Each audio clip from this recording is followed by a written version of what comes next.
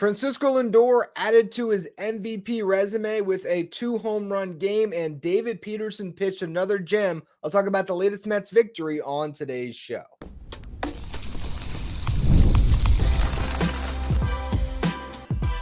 You are Locked On Mets, your daily New York Mets podcast. Part of the Locked On Podcast Network, your team every day.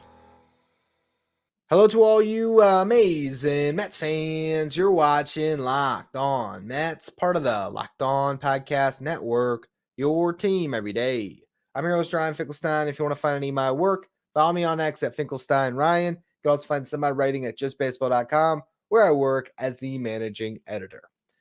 Well, another great victory for the New York Mets. They will not lose this series to the Padres. They have taken 2 of the first 3 games and will be looking for a series victory in a 4-game set on Sunday with Jose Quintana on the mound. Very good stuff throughout this game to discuss. There's Francisco Lindor's performance, where he put together another MVP-type game, homered from both sides of the plate, including a grand slam. And then there's David Peterson, who continues to be the best bet for the Mets to get a victory. When Peterson's on the mound, the Mets score runs today, 7 runs scored, and he all of a sudden is pitching deep into games. David Peterson, for the first time this year, pitched into the 8th inning today. But everything started off in the first inning with the Mets getting a fortunate bounce, and you need those. You do. Francisco Lindor flew out to lead off the game. Then Mark Vientos and Brandon Nimmo each drew walks. Pete Alonso comes up against Michael King and gets completely sawed off, breaks his bat, hits a chopper towards third. The ball hits the bag, though. Machado maybe could have turned that into a double play. Instead, hits out the bag, bounces away from him. Vientos comes around to score, and Pete Alonso has the softest hit double of his career. The Mets don't score anymore in the inning. Starling Marte, if I'm not mistaken, struck out, the bases loaded. But that was a big first run to get. David Peterson held that lead for the Mets. Then in the 4th inning, Starling Marte got a 2-out hit off of Michael King. Francisco Alvarez hits a line drive right at Manny Machado, and he drops it. And here's the thing that we talked about after the first game of this series. The Padres potentially being a little bit more lackadaisical, not taking this series as serious. Or I don't want to say that they're not serious, but the Mets have been the team that has showed more intent in this series, that has played harder, that has their back against the wall a little bit more. And I feel like that showed. Manny Machado has not had a good series, in my opinion. In this game, first 3 at-bats, he got out on the first pitch each time, and then that was a really bad play, a line drive hit right to him. He doesn't catch it. It's an error that extends the inning. Jeff McNeil gets hit by a pitch to load the bases for Francisco Lindor. Lindor works into a hitter's count, gets 2-0, and then gets a hanging sweeper, crushes it for a grand slam, and that really put this game in the Mets' favor in a considerable way, where with Peterson on the mound, the Mets were pretty much able to cruise from there. In the 5th inning, we did see a threat as David Peterson ran into a little bit of trouble. An infield hit where it was hit hard right back at him, and he deflects it. He then makes a super athletic play, trying to run over, field it by the third baseline, jump throw to first. Pete Alonso tries to hold on the bag. They ruled him off the base on the field. The replay sort of looked like Alonso did keep his toe on the bag, but it was not conclusive. So that runner was ruled safe. David Peterson then walked a batter to put 2 on with 1 out. It then gave up a base hit in front of Brandon Nimmo that kept all the runners in place. No one scored, but bases loaded, 1 out. So that was the real inning where the game could have gone the other way. But Peterson continued to make his pitches, gets a ground ball to Mark Vientos that scored a run, but got him his second out, then got a comebacker, and ultimately was able to escape that inning, having allowed just the 1 run. And that is the only run that he gave up in the game. The Mets get another one back in the 7th inning as Francisco Lindor leads things off with a solo homer, this one coming from the right side of the plate. So Lindor homered from each side of the plate. He also made 2 really nice plays on balls that were scorched right to him, both with an exit velocity of 99 miles per hour or higher. There was another play where Luis Ariz hit a soft grounder and Lindor came charging on it, makes the throw from a low angle, and Steve Gelbs hopped on the broadcast at that point and talked about that play. There was one, I can't remember who it came against, but Gelbs was talking about how there was a play that Lindor tried to make maybe a week ago, where he came in, tried to throw over the top, and he couldn't get a handle on the ball. And it was a mistake that he made that, allowed a rally to happen. Lindor's now been working on those balls where he comes in, trying to field it low and throw from that low angle, that sidearm angle. And that just shows the evolution of Francisco Lindor. When there's something that is not completely right with his game, the work ethic that he's putting in to make everything as sharp as possible. And this is why I will go back and continue day after day on this podcast when Lindor does MVP things to talk about it. Because, yeah, Shohei Ohtani actually homered again tonight. And Ohtani, you can see the stage being set for Shohei Ohtani to hit 10 more home runs this year, get over 50. Maybe he ends up with 53, 54 home runs, and he might run away with this MVP. But on this show in particular, we're going to continue to talk about Francisco Lindor playing at an MVP level, and I will stand by what I said on yesterday's show, and I will continue to stand by it until Ohtani makes it too much of a definitive case for me to continue to make the argument on the other side. But I will not give Ohtani credit for being more valuable than Francisco Lindor when Shohei Ohtani plays about 7 to 10 minutes a night as the designated hitter. He gets to go down in the tunnel, take as many swings as he wants, maybe get some massage in between innings. We never know what's going on down there. Shohei Ohtani has a much easier job than Francisco Lindor. And yes, he's getting all the big hits to help the Dodgers win. But his job is nowhere near as difficult as Francisco Lindor's, who has to play every single out of each of these games, making key plays at the most premium position on the field, and is doing it offensively. And again, since July, Francisco Lindor has been a better offensive player than Shohei Ohtani. I believe at this stage, Lindor should have the ability. Voters should let this be a race down the stretch where whoever has the better September wins the award. So if Shohei Ohtani hits 14 home runs down the stretch, yeah, he wins it. But if Shohei Ohtani does what he's been doing since July, which is mostly hitting home runs, getting on base at a 340 clip, not a 380 clip, where Lindor is up towards 380. Lindor is hitting for a higher average and playing both sides of the ball. Ohtani is just taking advantage of every mistake, hitting home runs and stealing a bunch of bases, just padding stats, really. I will continue to die on the hill that Lindor deserves the MVP. So another great game for that. And then again, getting back to David Peterson, he was really solid, got the Mets through 7 innings, pitched into the 8th, got the first out of the 8th, then gave up a double. Daniel Nunes comes on and closes out the game.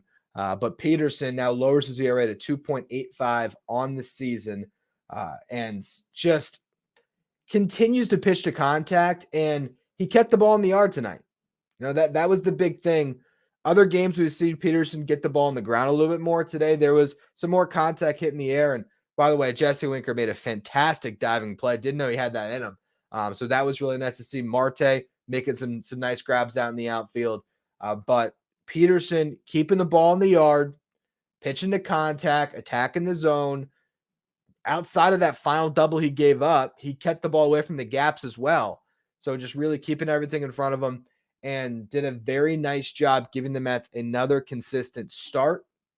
The Mets are now 12-3 when David Peterson takes the mound. Harrison Bader homered in this game as well. So another outing, like I mentioned, where the Mets score 7 runs for Peterson. ERA, as I said, 2.85 on the season. In the month of August, 1.71. He's got at least 6 innings in 4 of his 5 starts. In his last 2, he has made it through 7. I believe they said that was the first time in his career that he's gone 7 innings in back-to-back starts. This guy is getting better as the year wears on, and he's becoming a pitcher that you are very comfortable handing the ball to in any game. And hopefully, in October, he might get a chance to pitch in a playoff game. Great stuff from David Peterson tonight. I want to talk a little bit about Daniel Nunes' return tonight, how the Mets are set up for this game on Sunday, and then we'll also touch on the wild card race a little bit. All that coming in just a minute. First, though, quick word from our sponsors. Today's episode is brought to you by eBay Motors. Passion, drive, and patience are what brings home the winning trophy. It's also what keeps your ride or die alive. eBay Motors has everything you need to maintain your vehicle and level it up to peak performance, from superchargers to roof racks, exhaust kits, LED headlights, and more. Whether you're into speed, power, or style, eBay Motors has got you covered. With over 122 million parts for your number one ride or die, you'll always find exactly what you're looking for. With eBay's Guaranteed Fit, your part is guaranteed to fit your ride every time or your money back. Because with eBay Motors, you're burning rubber, not cash. With all the parts you need and the prices you want, it's easy to turn your car into the MVP and bring home that win. Keep your ride or die alive at ebaymotors.com. Eligible items only, exclusions apply. eBay's Guaranteed Fit is only available to U.S. customers. If you're an everyday listener to the show, make sure you become a Locked On Mets insider. This is our texting service where you can ask me questions anytime. You'll get updates anytime news breaks in the Mets. You can also take part in our Locked On Mets signed photo giveaways and get the live graphic sent to your phone each day so you know who's in the Mets starting nine without ever having to go on social media. If you want to be a Locked On Mets insider, find the link in the episode description. Go to subtext.com/LockedOnMets. All right, so let's talk about this bullpen a little bit because Daniel Nunes made his long-awaited return, and it was fantastic to see him get on the mound and look just like he did pre-injury. He touched 99 on the fastball. His slider was befuddling hitters. He had that great bite to it. It was nasty. Threw 28 pitches to get through 1 2/3 innings, got 5 outs, struck out Manny Machado, struck out a couple more guys in that 9th inning. Nunes is fully back, and I did like the decision by Carlos Mendoza to keep him on for the 9th inning. Yes, it was a lopsided game, but you don't have, or you probably didn't have Ryan Stanek, Adam Ottavino, Danny Young, all those guys that threw a bunch of pitches with Paul Blackburn exiting early on Friday. You stay away from Jose Budo, Reed Garrett, Edwin Diaz, Phil Maton for tomorrow. And Nunes wasn't going to pitch a back-to-back anyway. Off day on Monday, he now gets 2 days of rest. I would, if this was the strategy moving forward, where Daniel Nunes pitches once every 3 or 4 days, and same thing with Jose Budo, and you get multiple innings out of these guys where maybe you drop them in to a, let's say tomorrow, Jose Quintana is in the 5th inning, the Mets are winning 4-2, and there's 2 guys on. Don't run the risk of Jose Quintana blowing that game. Send in Jose Budo to get you out of a jam, and then maybe he pitches you through the 5th inning, the 6th inning after that, or whatever it is, right? Don't remember what inning I said this all happens, but let's just say at some point in the 4th inning on, Quintana is pitching and there's some jam. Have Budo put out the fire, and then maybe get one more inning.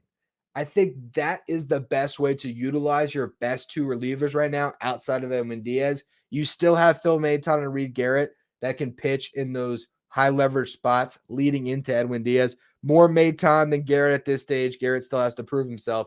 But this bullpen is deeper than it's been all season. And looking at Budo and Nunes as these guys that can be dropped into games that you have a chance to win, in very critical spots, I think that's the best way to leverage them moving forward. And now that you have Nunes, you have that ability to have that alternative option, because tonight, this was a game that we would have seen Jose Budo enter in the past. But Daniel Nunes hadn't pitched yet, so you get him his first look out there. You see what it is for him, how he's throwing the ball. Look great. Now he gets 2 days off, and he should be good to go for that series in Arizona. Now, this is a huge final game of this series. If the Mets walk away having split a 4-game set, that's fine. Okay, that's acceptable against a good Padres team. But you have the chance here to win a series. And you're going up against Martin Perez. This is a game where the Mets really have to try to get a victory, and that would improve their fortunes going forward in a pretty significant way. You're looking at a race now where the Braves all of a sudden just seem to win every single day. They're 9-3 over the last 12 games. They've won 4 consecutive series. They're going to go for a sweep against the Nationals on Sunday. The Mets aren't really gaining games here. They're 2.5 games back, and they're sitting there. They have picked up a game on the Padres now. If you win this series, all of a sudden you pick up a couple games on the Padres. That's really important because you look at the road ahead, both the Padres and the Diamondbacks have a tougher schedule down the stretch than the Atlanta Braves. The Braves, they got this final game against the Nationals. Then they got 3 against the Twins. Twins are a good team, so hopefully they can do some damage against the Braves. And then a 4-game series in Philly. So all of a sudden we all got to be Phillies fans, I guess, because you want to see the Phillies put a beat down on the Braves to give the Mets a chance to gain some games at the same time that series is going on. the Mets are going to be playing against the White Sox. So hopefully this upcoming week, we can see the Mets get much closer to the Braves, because after that, the Braves are going to return home to face the Rockies and the Blue Jays, and then the Reds for one game, a makeup game. So those are all games that they could conceivably win.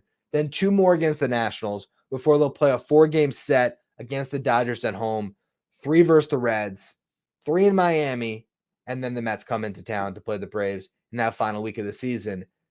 Outside of that series against the Dodgers, the series against the Twins, and the ones against the Phillies this upcoming week, the Braves have a very light schedule, and they are showing the ability to beat these bad teams. So I don't know if the Mets are going to be able to catch the Braves, but maybe one of the Padres or the Diamondbacks falls back. And that's why you have to do everything you can to win this series on Sunday and beat the Diamondbacks in this upcoming set. It's such a pivotal week for the Mets, so hopefully they can get the job done. And I do think the stage is set very well on Sunday. Obviously, I don't love Jose Quintana being the starter for the Mets, but having a fully rested Jose Budo to be able to drop into the game and maybe give you an inning or 2, like I said, maybe he comes in to bail Quintana out and then gives the Mets another inning, if not a couple more innings with the off day on Monday, where he's going to get some extra rest there. That could be huge. You have Edwin Diaz fully rested. You have Phil Maton fully rested. You have Reed Garrett fully rested. So maybe it's Budo coming into a more challenging spot. Maybe Garrett gives you multiple innings of relief. Maton to Diaz. We'll see exactly what happens here. Who knows? Maybe Quintana is going to finally bounce back and give you a quality start. That would be huge for this team, but they got to score early and often against Martin Perez, and hopefully they can find their way to beating the Padres in this series, maybe send them on a little bit of a tailspin, and that might be the team you catch. We don't know how this race is going to unfold, but the Mets have to just focus on themselves. They keep handling business on there, and they win series over series over series. Hopefully the rest will handle itself. This is that very stressful time of year where you're constantly box score watching. And when you see the Braves beat the Nationals again, it's just like, oh, man, come on, lose. Hopefully some of those losses will come, but all we can worry about is what this Mets team is going to do. And to close the show today, I want to talk about Paul Blackburn. We learned the status of his hand after he got hit by that line drive on Friday night. The Mets got good news, but it doesn't mean they're out of the woods here. I want to talk about their options moving forward in their rotation, whether Blackburn's going to need an IL stint or if he can get by. We'll go through in just a minute. First, though, another word from our sponsors.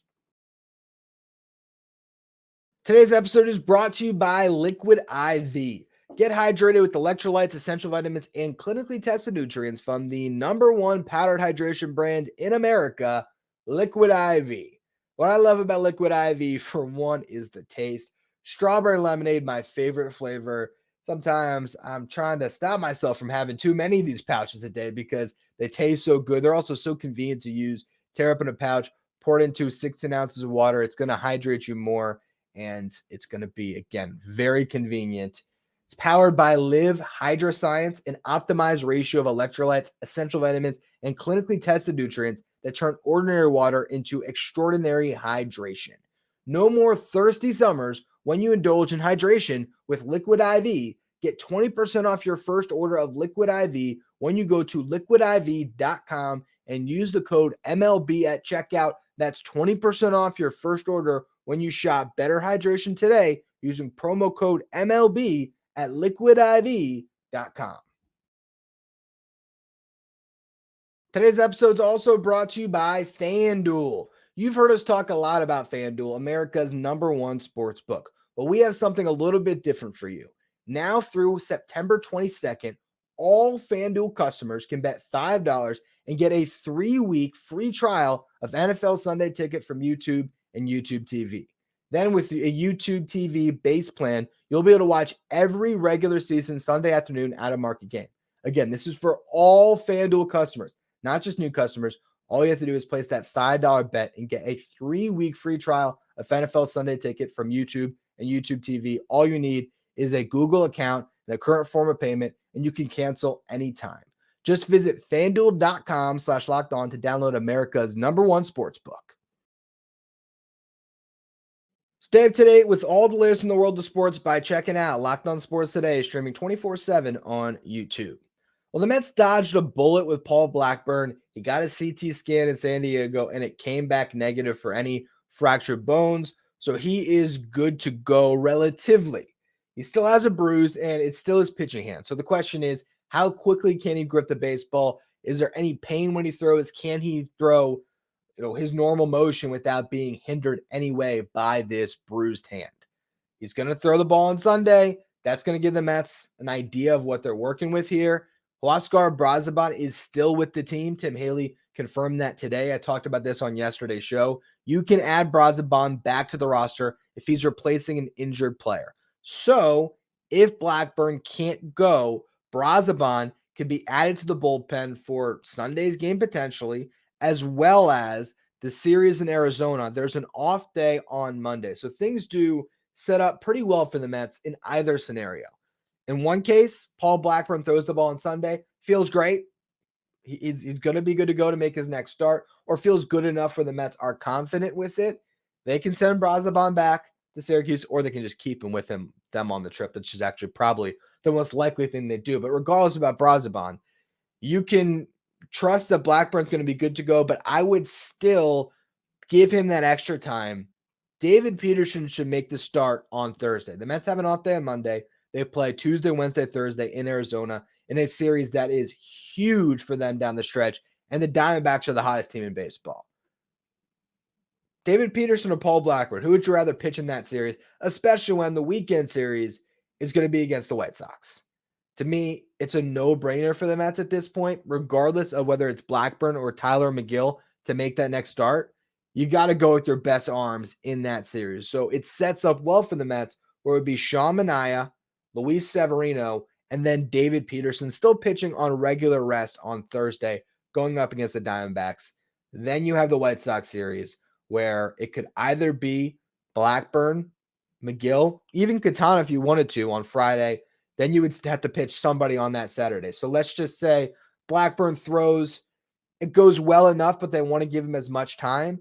They could play with it a little bit, essentially turn him into the fifth starter. You would finally have the Mets pitching in their rotation order of guys affected in this, although who knows, maybe David Peterson should be the ace, but it would set things up moving forward for the rotation to be aligned with Manaea, Severino, Peterson, Quintana, Blackburn.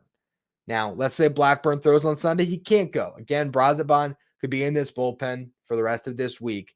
Then when you needed a pitcher on Saturday, let's say, you could go to Tyler McGill, or on Friday if you wanted to give Quintana a blow. McGill did pitch today. He went 4 2/3, allowed just one hit, walked 2, struck out 6. A very good outing. He was at 79 pitches and was pulled in the 5th inning with a runner on third base. That runner reached via an error. So he had gotten 3 outs in that inning. One of them didn't convert to an out because of an error made.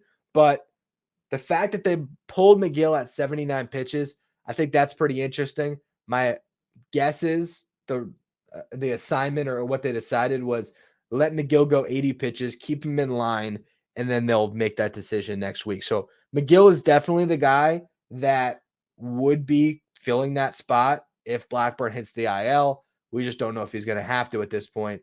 Obviously, best case scenario, Blackburn could pitch without pain, be good to go. But you also don't want to compromise Paul Blackburn making key starts for you. I'd rather a fully healthy, ready to go Tyler McGill make that start on Friday or Saturday against the White Sox, because I would prefer a rested, ready, healthy Tyler over a Blackburn who's pitching at 80%. The 2 starts that would be coming up for Paul Blackburn or McGill in this spot in the rotation, it would be, assuming the Mets do what I'm saying here as far as having Peterson starting against the Diamondbacks, it would be 1 against the White Sox and I believe 1 against the Reds, 2 teams that don't have the best lineups. So in my opinion, the Mets can be fine either direction they go. And if it is McGill, I think he can hold down the fort, see what he looks like in 2 starts, and then you can go back to Paul Blackburn after a 15-day stint on the IL. But that is the latest when it comes to the Mets rotation. We'll see what they do here to close out this series against the Padres. If they can win it, that's going to be very, very big for them. Then you get an off day on Monday to rest up for another pivotal series against the Diamondbacks. The Mets can win the next 2 series here and then can handle business against the White Sox. And I'm not going to say it, but you all know what handle business means. and the Braves have a subpar week against the Twins and the Phillies, by the end of next week, the Mets could be in a playoff position again. But a lot's got to happen before then, and I'll be covering all of it here every single day with Locked On Mets. I appreciate all of you who continue to tune into the show. If you are listening on the audio side, do me a favor, follow, rate, and review wherever you get your podcast. If you're watching on YouTube, our goal is to get to 10,000 subscribers by the end of the season. Appreciate all of you who already have subscribed. If you're watching, do me a favor, hit that red subscribe button. You can also follow me on X at Finkelstein Ryan. Follow the show at Locked On Mets.